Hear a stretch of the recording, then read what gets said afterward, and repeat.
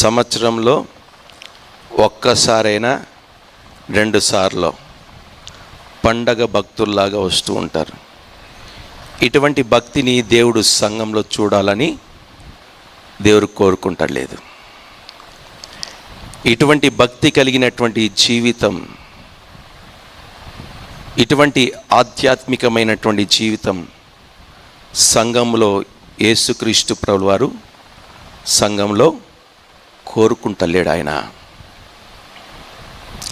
సంఘానికే సరిగ్గా రానటువంటి మనం మన యొక్క ఆధ్యాత్మికమైనటువంటి జీవితం ఎదుగుదల ఏ రీతిగా ఉంటుంది? భోజనపు పంతులో మనం కూర్చున్నప్పుడు వడ్డించిన తర్వాత సరి సమానంగా అందరికీ వడ్డిస్తారు కదా. అయితే భోజనం చేసేటటువంటి పద్ధతి ఒక్కొక్కరు ఒక్కొక్క రీతిగా పాటిస్తూ వస్తారు. అయితే భోజనం తినేటప్పుడు కూడా ఒక్కొక్కరు ఒక్కొక్క రీతిగా భోజనం చేస్తూ వస్తారు. కొంతమంది ఏం చేస్తారంటే శుభ్రంగా తినేవాళ్ళు ఉంటారు. భోజనం చేసేటప్పుడు చేయికి అంటకుండా వ్రేళ్ళకు మట్టుకే భోజనం అందించుకునేటటువంటి వారు ఉన్నారు. భోజనం చేసేటప్పుడు వ్యర్థపరిచేటటువంటి వారు కూడా ఉంటారు. భోజనం చేసేటటువంటి పంతులో కూర్చున్నటువంటి ఎవరెవరైతే ఉన్నారో వారికి ఇష్టం వచ్చినట్లుగా పెట్టించుకోవడం, వృధాపరచడం చేసేటటువంటి వారు కూడా ఉంటున్నారు. ఆ భోంచేసి విడిచిపెట్టినటువంటి వారిని చూసినప్పుడు ఏ రీతిగా అనిపిస్తుంది? మంచిగా అనిపిస్తుందా? మీ గృహానికి నన్ను ఆహ్వానించారు భోజనానికి, ప్రార్థన కూడికకు. నాకు భోజనం పెట్టారు, చక్కగా మంచి ఆహారం సిద్ధపరిచి నా కొరకు సిద్ధపరిచినటువంటి ఆహారం అంతా నాకు ఆ పళ్ళెంలో పెట్టారు. పెట్టినదంతా కూడా నేను శుభ్రంగా తినకపోతే మీరేమనుకుంటారు? అసహ్యం వేస్తుంది. నా ప్రియమైనటువంటి దేవుని బిడ్డలారా, దేవుని మందిరానికి వచ్చి వాక్యమైనటువంటి జీవాహారాన్ని భుజించేటటువంటి ప్రతి వారము కూడా మనకు దేవుడి నింపినటువంటి ఈ ఆత్మకు కావలసినటువంటి ఆహారాన్ని అంతటిని కూడా మనం ఏం చేయాలి? పరిశుద్ధ గ్రంథంలో నుండి కీర్తనల గ్రంథం 23వ అధ్యాయం 1వ వచన భాగం. ఆయన ఎవరికి కాపరిగా ఉన్నారు? ఎవరికి కాపరిగా ఉన్నారు? ప్రతి వారికి కాపరిగా ఉన్నారు. అయితే యెహోవా దేవుడు ఎవరికైతే కాపరిగా ఉన్నాడో వారికి ఏమి కలగదంట? ఏమి కలగదా? లేకపోతే లేమి కలగదా? లేమి కలుగదు అని దేవుని యొక్క వాక్యం సెలవిస్తుంది. నా ప్రియమైనటువంటి దేవుని సంగమా, యెహోవా అన్న మాట గల అర్థం ఎల్లప్పుడూ ఉండు దేవుడు. యెహోవా అనే మాట గల అర్థం, చిన్నపిల్లలారా ఓయ్, యెహోవా అనే మాట గల అర్థం ఏమి? ఎల్లప్పుడూ ఉండు దేవుడు. హల్లెలూయా. ఎల్లప్పుడూ ఉండు దేవుడు. హల్లెలూయా. ఎల్లప్పుడూ ఉండేటటువంటి దేవుని ఈ యొక్క మహారాజు అయినటువంటి దావీదు గారి యొక్క జీవితంలో ఆయన ఏమిగా పెట్టుకున్నాడు? ఏమిగా పెట్టుకున్నాడు? కాపరిగా పెట్టుకున్నాడు. అయితే మనము కాపరిగా ఈ యొక్క దావీదు గారు ఎవరినైతే కాపరిగా పెట్టుకున్నాడో ఆయన ఎవరు? దేవుడు. యెహోవా దేవుడు. అయితే ఈ యెహోవా దేవుని కాపరి కింద మనము జీవించాలంటే మనం ఏమిగా మారాలి? మొదటిగా మనము గొర్రెగా మార్చబడాలి. సంఘం ఈ రోజున మీకు చెప్తున్నటువంటి వాక్యాన్ని బోధిస్తున్నటువంటి బోధన కూడా మీరు ఇప్పటికిప్పుడే మీరు చెప్పలేకపోతున్నారు, లేక ఏం చెప్పేదిలే అని అనుకుంటున్నారేమో నాకు తెలియదు. కానీ మీ స్వభావాలు మీరు మార్చుకోవాలి. మీ ఆంతర్యంలో ఉన్నటువంటి ప్రతిదీ కూడా మార్చబడాలి. ఎందుకు ఈ విషయాలు నేను చెప్తున్నానో తెలుసా? మీరు నిజంగా స్పందించడం లేదు.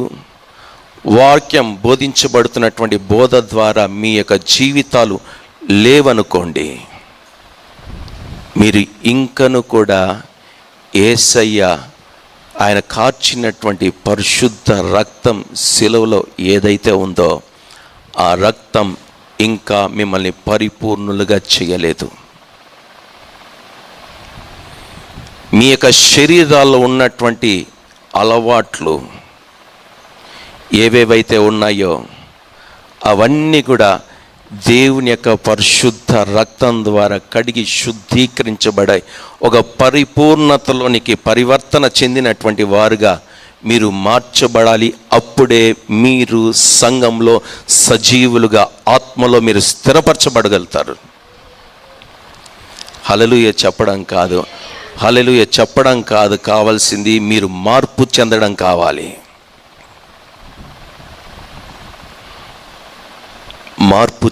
కావాలి. ఎంతమంది పరిశుద్ధాత్మను పొందుకున్నటువంటి వారు ఉన్నారు ఈ సంఘంలో? ఎన్ని సంవత్సరాల నుండి మీరు సంఘానికి వస్తున్నారు, వాక్యాన్ని వింటున్నారు, కానుకలు ఇస్తున్నారు, సంఘంలో అడుగు పెడుతున్నారు, జీవితాలు సరిచేయబడాలని చెప్పి ఆశ మీకు కలగడం లేదా? ఎల్లప్పుడూ సంఘంలోకి వచ్చేది దేనితో వస్తామో తెలుసా? ఈ శరీరానికి సంబంధించినటువంటి ఆశీర్వాదాలు పొందుకోవడానికి, ఈ శరీరానికి సంబంధించినటువంటి ఆరోగ్యాన్ని పొందుకోవడానికి, ఈ యొక్క మనసులో కలిగేటటువంటి కోరికలు సంపూర్ణం చేయబడడానికి ఈ సంఘానికి మనం వస్తున్నాము. నేను గమనిస్తున్నటువంటి కార్యం ఇది. ఈ సంఘానికి ఎందుకు వస్తున్నావు? సర్వసత్యంలోకి నేను నడిపించబడడానికా? నిత్య జీవాన్ని పొందడానికా? లేకపోతే సజీవుడైనటువంటి యేసుక్రీస్తు ప్రభుల వారు కార్చినటువంటి పరిశుద్ధమైనటువంటి రక్తాన్ని నేను నా యొక్క జీవితంలో కడిగి శుద్ధీకరించబడి ఒక పరిశుద్ధమైనటువంటి జీవితాన్ని నేను కొనసాగించుకోవాలనేటటువంటి మనసుతో, ఆలోచనతో సంఘానికి వస్తున్నావా? రావడం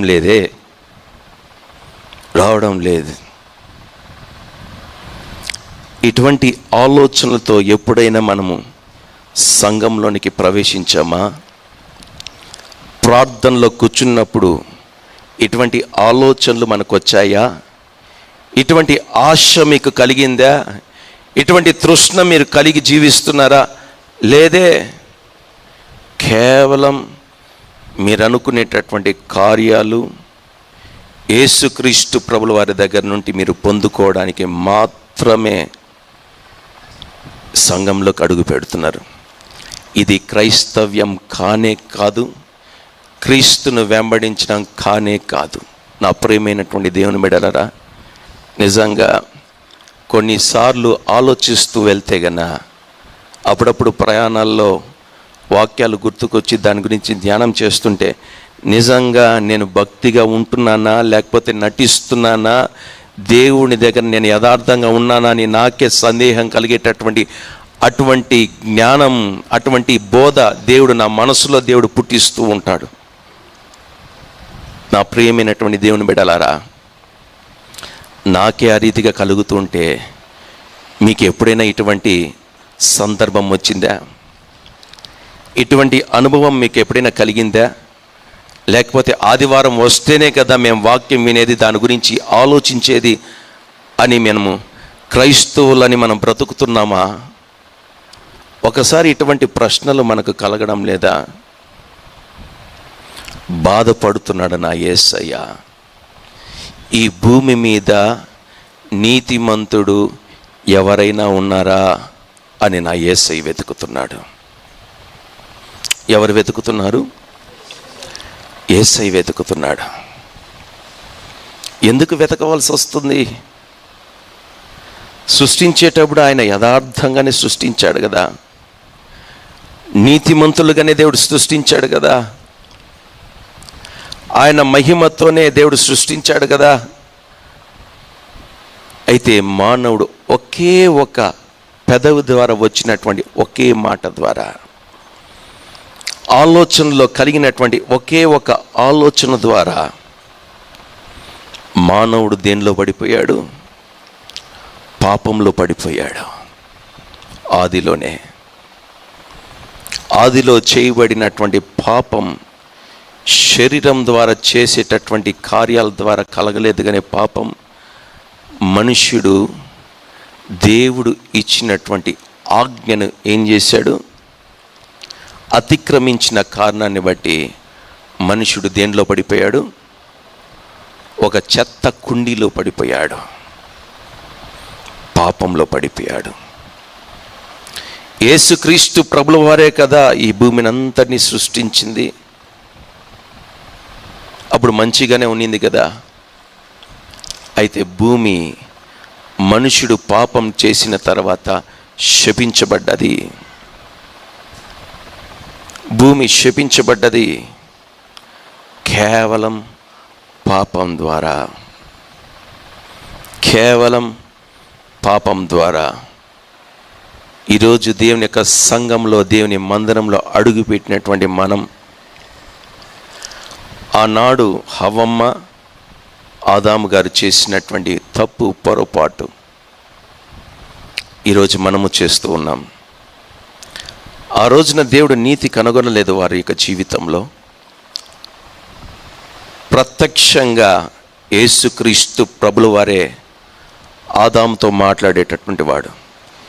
ఈ రోజున అటువంటి అనుభవం మనకు లేదు, కానీ ప్రత్యక్షంగా యేసుక్రీస్తు ప్రభుల వారే ఆదిలో ఆదాముతో మాట్లాడుతూ వస్తున్నప్పటికీ కూడా విశ్వాసం కోల్పోయి దేవుడిచ్చినటువంటి ఆజ్ఞను మరచి వైదొలగి తను జీవించినటువంటి జీవితం ఒక పాపపు జీవితంగా మార్చుకొని ఏదైనా తోటలో నుండి బయటికి రావడం జరిగింది.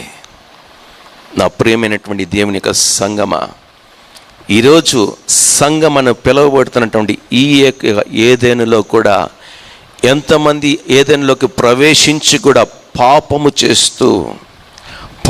చేస్తూ అపరాధాలు మూట కట్టుకొని జీవితాల్ని ఈ యొక్క శరీరం ద్వారా నాశనం చేసుకుంటూ ఎంతమంది జీవించడం లేదు? ఎంతమంది జీవిస్తున్నారు?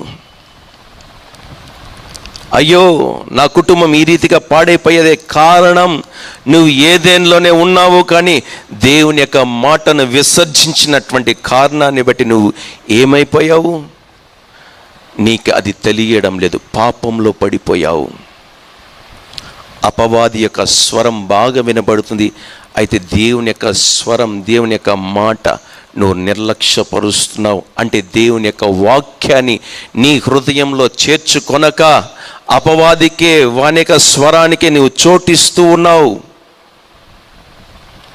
అందుకొరకే నువ్వు పాపంలో పడిపోయి ఉన్నావు.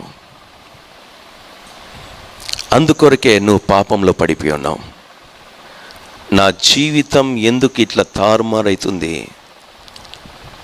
నాకు సహాయం చేసే వాళ్ళు ఎవరు లేరా? నా కుటుంబాన్ని కట్టేటువంటి వారు ఎవరు లేరా? నా జీవితాన్ని బాగుపరిచేవారు ఎవరు లేరా? నాకున్నటువంటి స్థితిగతులను బట్టి, నాకుండేటటువంటి ఉద్యోగాన్ని బట్టి, నాకుండేటటువంటి హోదాను బట్టి, నాకుండేటటువంటి ధనాన్ని బట్టి నేను ఈ రీతిగా నేను బ్రతకగలను. ఎంతో ఉన్నతంగా బ్రతకవలసినటువంటి నేను ఎందుకు ఇటువంటి దారిద్ర్యపు బ్రతుకులో బ్రతుకుతున్నాను? కారణం పాపమే. నీవు సంపాదించేటటువంటి ప్రతి సంపాదన కూడా నీకు ఉపయోగకరంగా లేకపోవడం గల కారణం ఏంటో తెలుసా? నీ మనస్సులో, నీ హృదయంలో ఇంకా దాచుకుంటున్నటువంటి పాపమే కారణం. ఎప్పుడైతే నువ్వు దానిని విడిచిపెడతావో, ఆ పాపం నుండి ఎప్పుడైతే నువ్వు బయటికి వస్తావో, అప్పుడే యేసుక్రీస్తు ప్రభువు నీలో, నీ జీవితంలో ఒక నీతి అనేటటువంటి విత్తనాన్ని నీ యొక్క హృదయంలో దేవుడు నాటుతాడు. నా యేసుక్రీస్తు ప్రభువారు నీతిగా బ్రతకడానికి దేవుడు యోగ్యతను దేవుడు ప్రసాదిస్తాడు. హల్లెలూయా.